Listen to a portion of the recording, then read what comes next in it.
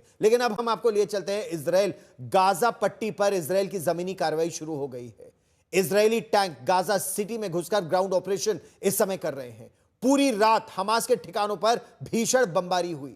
आज सवेरे इजराइल के जो टैंक है वो गाजा सिटी के अंदर दाखिल हो गए थे। रणभूमि में हम आपको ताजा गाजा सिटी की ग्राउंड ऑपरेशंस के लिए दाखिल होते इजरायली टैंकों की यह पहली तस्वीर दिखा रहे हैं। यह है इजराइल के टैंक जो उस गेट को पार करते हुए गाजा पट्टी में घुस रहे हैं। इजराइल ने गाजा सिटी से हमास को पूरी तरह से खत्म करने और बंधकों को छुड़ाने के उद्देश्य से यह नया मिलिट्री ऑपरेशन शुरू कर दिया है। गाजा सिटी की सुरंगों में अब भी हमास ने इजराइल के करीब 20 लोगों को बंधक बना रखा है। और इजराइल के जो रक्षा मंत्री हैं इजराइल काट्स, उन्होंने सोशल मीडिया पर एक पोस्ट कर कहा कि अब गाजा जल रहा है। इजराइल की सेना हमास के खात्मे के अलावा बंधकों को छुड़ाने तक पीछे नहीं हटेगी, वापस नहीं लौटेगी। इजराइल ने गाजा सिटी से करीब 3.5 लाख फिलिस्तीनी नागरिकों को हट जाने के बाद अब जमीनी कार्रवाई शुरू की है। और यह तब हुआ जब अमेरिका के विदेश मंत्री मार्को रूबियो यरूशलेम में है। वो इस समय यरूशलेम में है। मार्को रूबियो ने कहा है कि हमास के रहते शांति संभव ही नहीं है। वहीं अमेरिका के राष्ट्रपति डोनाल्ड ट्रंप ने हमास को चेतावनी दे दी है कि वो अब भी रिहा कर दे सभी बंधकों को। वो इजराइल के बंधकों को ढाल न बनाए और इजराइल की सेना को रोकने में उनके आगे न आए। इजराइल ने यह कार्रवाई उस समय की जब कतर में इस्लामिक देश एक साथ इकट्ठा होकर इजराइल के खिलाफ North Atlantic Treaty Organization NATO जैसी एक सुरक्षा संगठन, नेटो की तरह एक सुरक्षा संगठन को खड़ा करने पर चर्चा इस समय कर रहे हैं। यह जमीनी स्थिति है गाजा की, जहां जबरदस्त इस समय इजराइल के ऑपरेशन चल रहे हैं।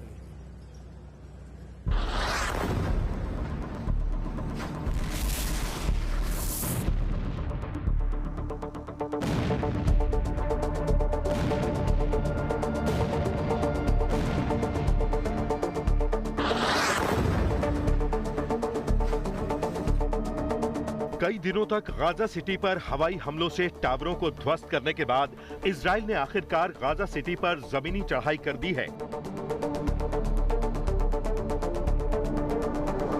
सोमवार और मंगलवार की दरमियानी रात इजरायली मिलिट्री ने गाजा सिटी से हमास का सफाया करने और पूरी गाजा सिटी पर कब्जा जमाने के लिए ग्राउंड ऑपरेशन शुरू कर दिया।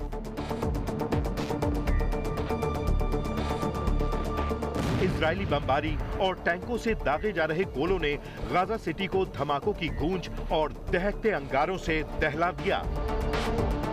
इजराइल के रक्षा मंत्री इजराइल काट्स ने इजराइल के जमीनी आक्रमण के बाद अपने एक्स पोस्ट में लिखा, गाजा जल रहा है। आईडीएफ फौलादी ताकत के साथ आतंकी ढांचों पर प्रहार कर रही है और आईडीएफ के सैनिक बंधकों की रिहाई और हमास को परास्त करने के लिए बहादुरी से लड़ रहे हैं। हम ना झुकेंगे ना रुकेंगे जब तक हमारा मिशन पूरा नहीं होता। फिलिस्तीनी मीडिया के मुताबिक भीषण एयर स्ट्राइक और तोपों की गोलाबारी के बाद इजरायली टैंक गाजा सिटी में दाखिल हुए। गाजा सिटी कई घंटे तक बमबारी से दहलती रही। इस दौरान सोशल मीडिया पर जारी वीडियो में लोगों को सड़कों पर और ध्वस्त हो चुकी इमारतों में सोते और रात काटते हुए देखा गया।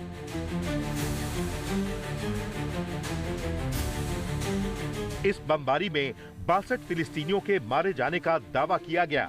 इजरायली सेना के मुताबिक उसने हमले से पहले ही गाजा सिटी के लोगों को आदेश दे दिया था कि वो इस इलाके को खाली करें और गाजा के दक्षिणी हिस्से के सुरक्षित इलाकों में चले जाएं। इजरायली सेना के मुताबिक बीती रात तक 3.5 लाख लोग गाजा सिटी को छोड़कर जा चुके हैं। वहीं रात भर हुई बमबारी के बाद कई हजार लोग और जा सकते हैं।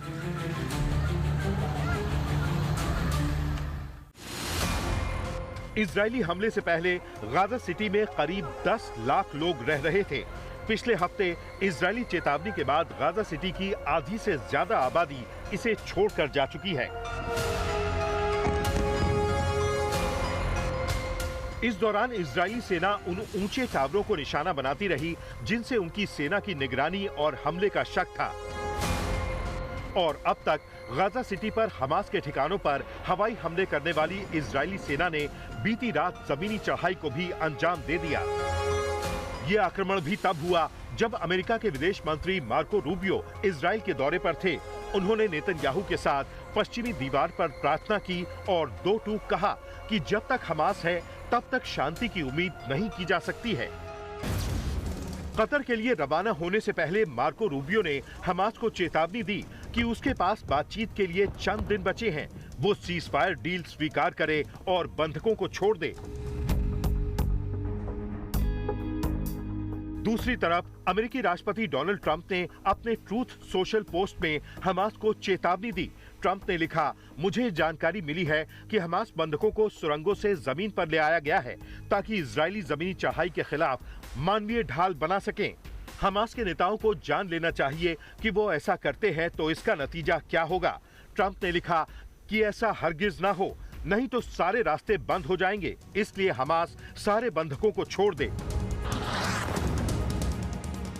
हमास के कब्जे में अब भी 20 इजरायली बंधक जीवित बचे हैं, जबकि 28 शव भी उनके कब्जे में हैं।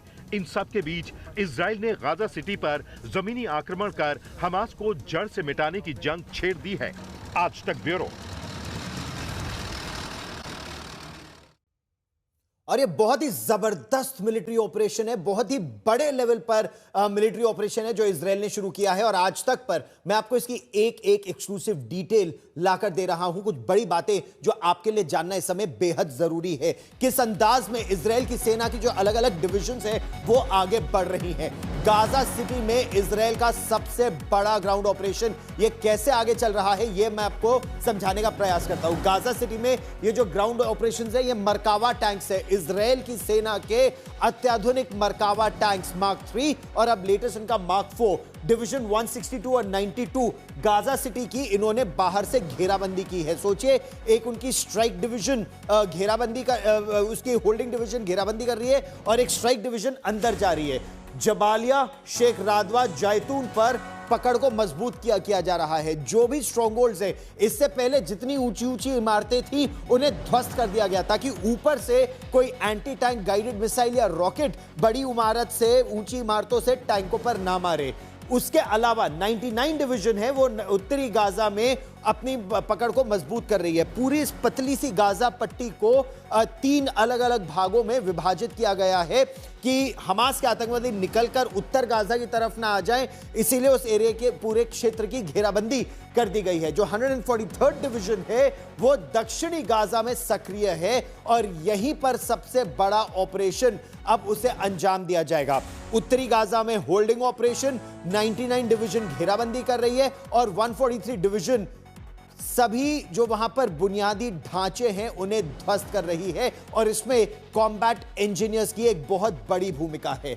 हमास का जो बुनियादी ढांचा है, इंफ्रास्ट्रक्चर, चाहे वो बड़ी इमारतें हो या फिर अंडरग्राउंड टनल्स हो, उन्हें ध्वस्त किया जा रहा है। सैनिकों के जोखिम को कम करने के लिए इसीलिए बड़ी बड़ी इमारतों को ध्वस्त किया जा रहा है ताकि उन इमारतों से, उनकी खिड़कियों से, उनकी छतों से एंटी टैंक गाइडेड मिसाइल या रॉकेट से हमला न किया जा सके, या फिर जो जिस तरह के बम वो बना लेते हैं, पाइप बॉम्ब्स, उनका इस्तेमाल ना हो। गाजा सिटी में अब भी गहरी सुरंगों का एक बड़ा नेटवर्क है और यही इजरायल बार बार कहता है कि जितने अरबों डॉलर गाजा पट्टी में भेजे गए दुनिया भर से, अगर सुरंगों का वहां मकड़जाल ना बनाया जाता, अगर वहां पर अच्छे घर बनाए जाते तो न्यूयॉर्क और पेरिस से ज्यादा सुंदर गाजा लगता। लेकिन हमास ने आतंकवाद फैलाया, गरीबी फैलाई, हमास उसके लिए जिम्मेदार है, इजरायल नहीं।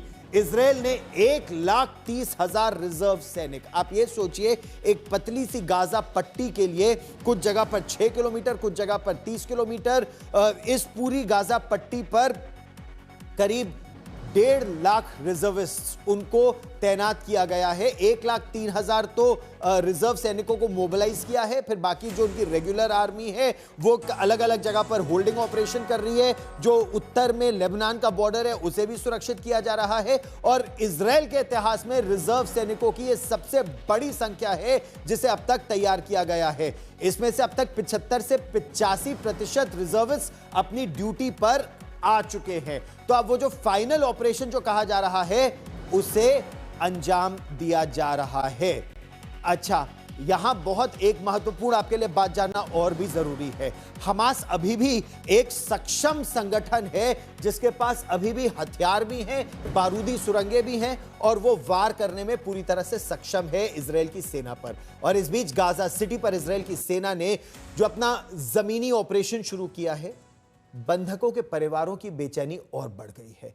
आधी रात को कई परिजन जो यरूशलेम की आजाद स्ट्रीट है, वहां पर प्रधानमंत्री नेतन्याहू के आधिकारिक आवास के बाद पहुंचे, वहीं पर उन्होंने धरना शुरू कर दिया। दरअसल बंधकों के परिजनों का कहना है कि बेंजामिन नेतन्याहू सरकार की ओर से जो सैन्य अभियान का आदेश दिया गया है, उससे उनके अपनों की जान को खतरा और ज्यादा बढ़ गया है, जो अभी भी हमास के कब्जे में है। उन्हें डर अब इस बात का है कि सेना ने गाजा सिटी पर कब्जे का अभियान अगर और तेज किया तो हमास कैद में मौजूद उनके सभी परिवारजन को मार सकता है। धरना देने वालों में मातन जैंकर, मातन एंग्रेस्ट और कई ऐसे माता पिता शामिल हैं जिनके बच्चे अभी भी गाजा पट्टी में बंधक हैं।